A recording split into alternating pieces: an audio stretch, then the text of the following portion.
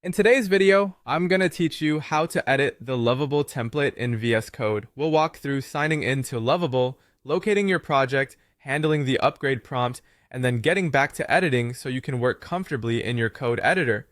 Follow along on your own screen and pause as needed.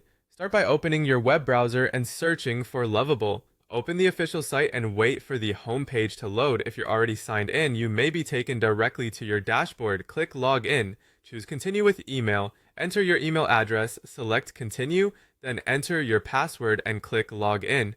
Make sure you're on a secure network and that your credentials are accurate. If you use a password manager, let it autofill to avoid typos. For security, never share your login details.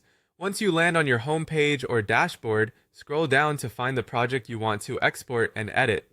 Projects usually appear as cards or entries. Click the one that contains the Lovable template you plan to work with in VS Code.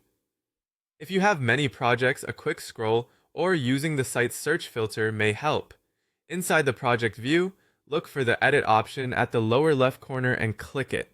This opens the editing interface where you can preview and prepare changes to the template. At this point, you'll likely see a message explaining that editing is restricted until you upgrade your plan. That's normal. Some features, including advanced editing or exporting code for use in VS Code, are paywalled.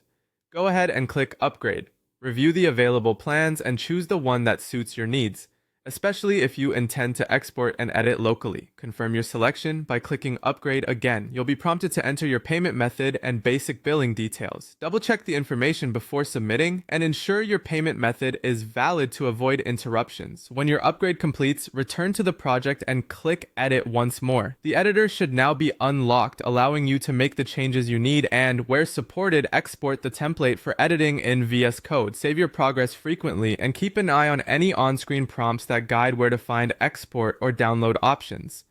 That's it. You're ready to customize your Lovable template and continue your work confidently in VS Code.